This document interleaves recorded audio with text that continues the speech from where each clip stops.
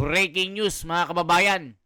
Venezuelan President Nicolas Maduro nasa kamay na po ng kustodiya ng Amerika. Nilusob po ito at kinidnap itong presidente ng Venezuela. Nako mga kababayan, ICC talagang nanginginig sa takot nang malaman ang estado ni Maduro. Di ba ang ICC hinahamon itong Amerika na tila gusto ding isyuhan ng warrant of arrest. So ngayon mga kababayan, nanginig po ang ICC na tila gusto na nilang i-release si Tatay Digong sa sobrang takot. So ngayon mga kababayan, ito po ang kalagayan ni Nicolas Maduro. Bakit kaya sinugod at kinidnap ito? Ano ba ang naging kasalanan ng presidente ng Venezuela? Bakit ganun na lang ang galit ni US Donald Trump?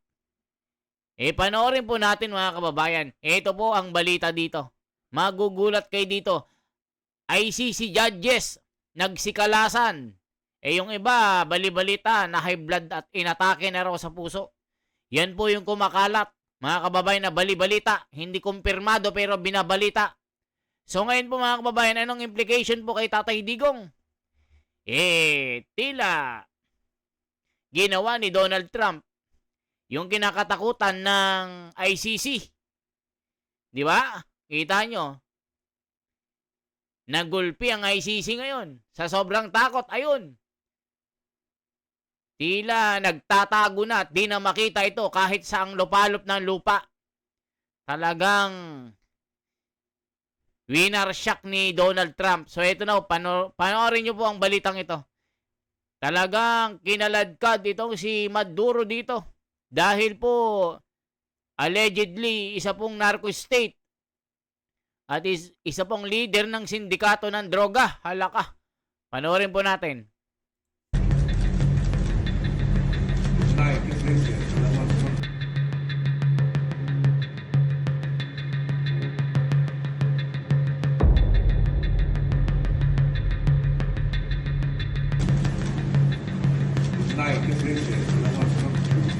Night. Happy New Year.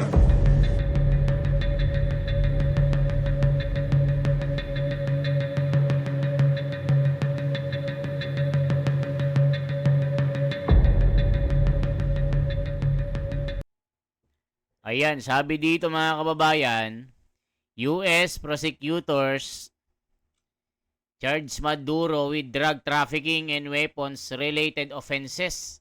So yan po, ang sariling korte ng Amerika, sinintensyahan na si Maduro na presidente ng Venezuela. O ayan, ICC. Gulatin nyo ang Amerika. Banatan nyo. Tignan natin kung hindi kayo isunod dito kay Maduro. Di ba mayayabang yung ICC? Kayang-kaya nilang gawin kay Tatay Digong? Ano kaya gawin ng Amerika itong ginawa nila kay Maduro? Isa-isa po na sugurin ng ICC sa Netherlands. At biglang sugurin sila doon at nabantayan ng mga missile at mga helicopters at mga marines na sundalo na mga elite. O tignan nyo, walang nagawa ang militar, pwersa militar ng Venezuela dahil blinak po ang signal ng power supply ng Amerika ang Venezuela. Ang kanilang internet ginampo. Hinakpo ng Amerika yung kanilang missile system. Hindi po na-detect yung mga lumilipad na mga lower grounds na mga choppers, na mga nagbabaan na mga marines sila. Yung mga F-35 ng Amerika, hindi po na-detect dahil na-jam ng Amerika yung kanilang missile interceptor, mga kababayan, di ba? So ngayon ICC, ilabas nyo yung tunay na galing nyo. kalabanin yung Amerika. Ganitong mangyayari sa inyo. Kasi kayo, ginawa nyo kay Tatay Digong, ginatasan nyo. Kwinartahan nyo. Kinasangkapan nyo sila, dito, yung mga loko-loko na mga politiko. Kasi nga, takot na takot sila kay Tatay Digong, takot na takot sila kay Sara Duterte na maging Pangulo sa 2028. Nakita nyo ginawa dito. Gawin ng Amerika yan sa inyo, di yari kayo. Ito, tuloy pa natin. We're going to run the country until such time as we can do a safe, proper, and judicious transition. So we don't want to be involved with having somebody else get in and we have the same situation that we had for the last long period of years. So we are going to run the country until such time as we can do a safe, proper, and judicious transition.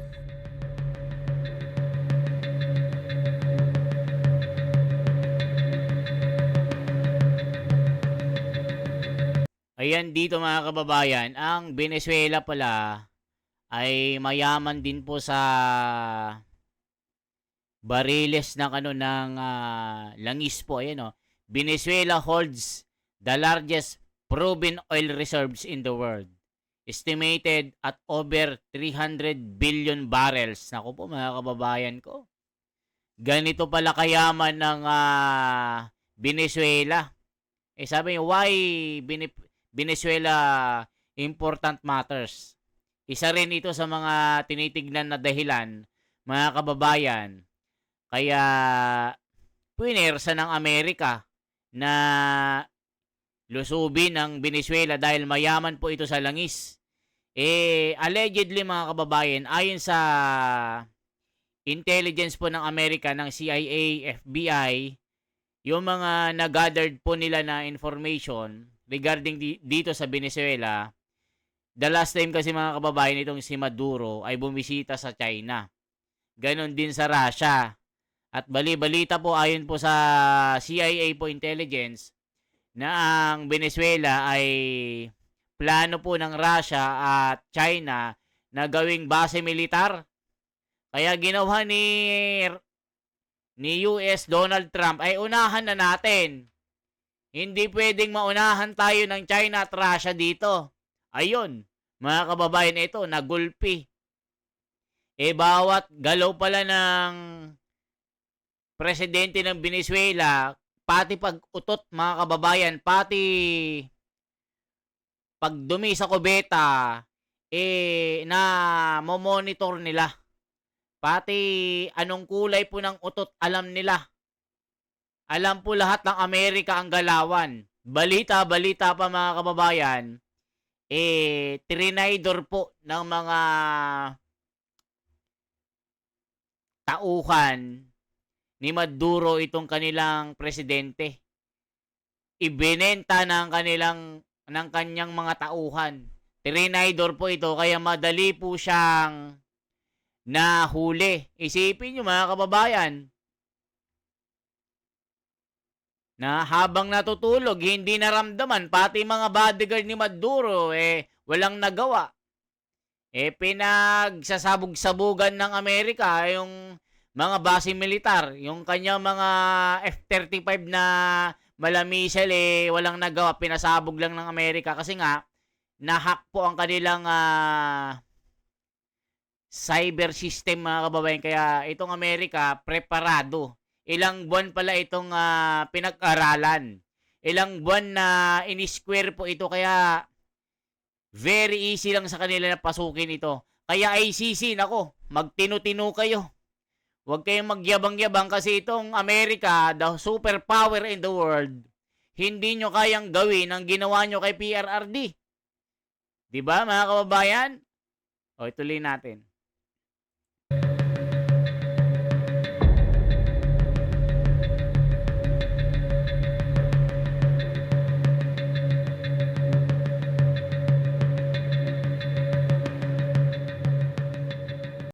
Sabi dito mga kababayan, sabi dito, access to these reserves should supply the United States with oil for up to 40 years. Grabe ano. Ayun, ang laki pala ng kanilang plante. Itong kanilang factory ng langis. Oh. Yung planta nila ng langis. Ang sabi dito. Check na natin. United States consumes roughly 20 million barrels of oil per day. O ito po.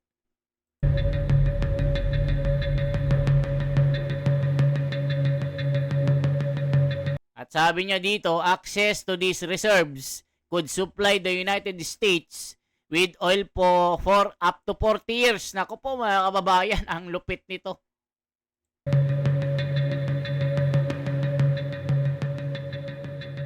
We're going to have our very large United States oil companies, the biggest anywhere in the world, go in, spend billions of dollars, fix the badly broken infrastructure, the oil infrastructure, and start making money for the country.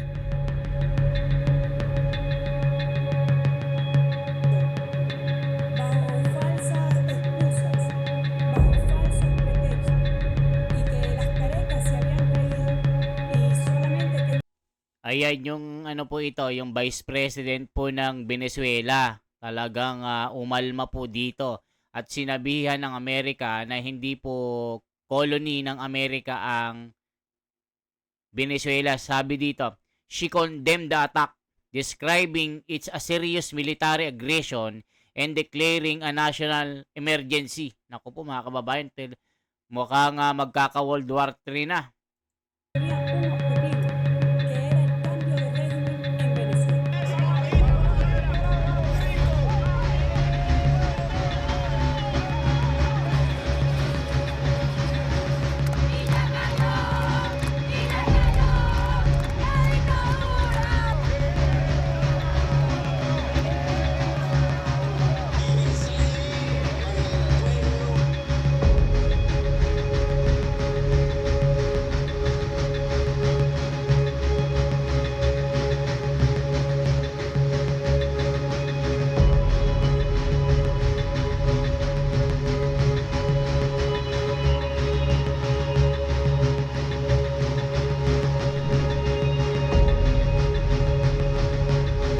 So yan mga kababayan, naku po, ito po sabi dito, Press Maduro in custody at New York in detention. Ito po, panoorin po natin. Hello and welcome to TVC News. We're staying with happenings after the United States captured the president of Venezuela, Nicolas Maduro, and his wife yesterday. The plane carrying President Maduro and his wife landed at New York's Stalwart's Head National Guard base last night. The president earlier arrived at a military base in the U.S. He was taken to the office of the U.S. Drug Enforcement Administration in New York and indicted on drugs and weapons charges before being taken to the Metropolitan Detention Center in Brooklyn. President Maduro and his wife are to be arraigned at an unspecified date before a judge in New York. Venezuela's High Court has now named Vice President Delcy Rodriguez interim president to guarantee administrative continuity and the comprehensive defense of the nation. Ayan mga kababayan, gaano ba kalakas ang Amerika kumpara po dito sa Venezuela? Ito po mga kababayan, military comparison of USA and Venezuela. Gaano ba, ito tignan nyo po mga kababayan, gaano ba kalakas ang i-check po natin mga kababayan, ito po. USA versus military power, ito po.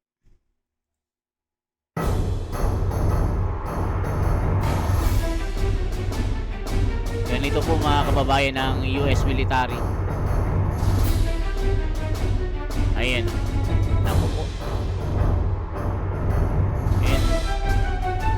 Isipin nyo, yung carrier 0 ang Venezuela, ang Amerika 11 na. Submarine naman. Ang dami. So, 70 ang USA. Nako, Venezuela 1. Paano nga mananalo ito mga kababayan? Naku po, dito pa lang laglag ng Venezuela. O dito, check po natin dito. O check, eto po, tignan nyo po. Dito na lang Eto po, tignan nyo Eto po.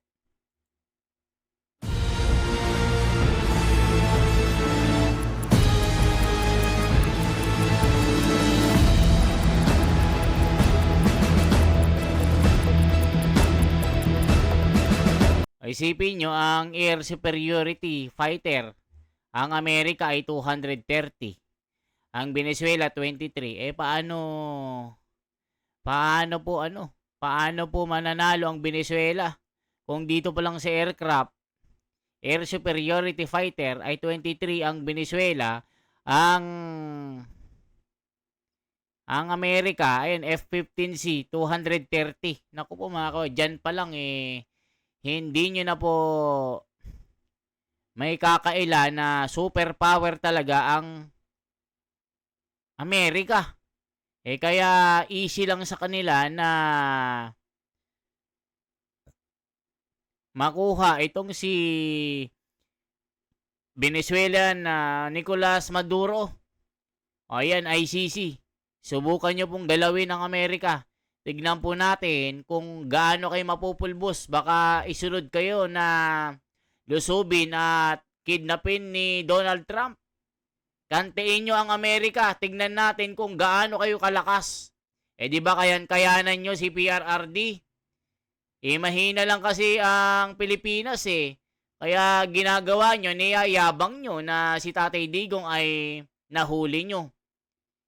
Ginawa nyong trophy Ano naman ang Pilipinas? Napakahinang bansa. Mahirap pa. Samantalang ikumpara natin dito sa mga naglalakihang mga bansa gaya ng Amerika, Russia, Israel. O kaya nyo ba ito? China. Diba mga kababayan? Kaya kung umabot ka sa bidyong ito, mga kababayan ko, anong masasabi nyo po? Sa nangyari po kay Nicolas Maduro ng presidente ng Venezuela at dito kay Tatay Digong na kinidnap din ng ICC. Balita lang ito, chismis ito Isoswap si Tatay Digong kay Maduro para makauwi na si Tatay Digong. Yan yung balita Chismis lang po ito. Huwag kayong maniniwala kasi chismis lang. Hindi po legit. Pero kahit na, may implication pa ito sa ICC. Na tila mawawalan po ng pwersa ang ICC dahil sa nangyaring ito. Member itong United Nation itong si Maduro Ewan ko lang mga kababayan kung member ito So kung umabot ka po, maaaring mag-subscribe, i-like po at i-share po ang video ito. I-comment nyo kung anong lugar po kayo mga kababayan at kukomenton ko kayo isa-isa. Salamat po. Ako si The Wonders Philippines for transparency, for a better democracy. Mabuhay.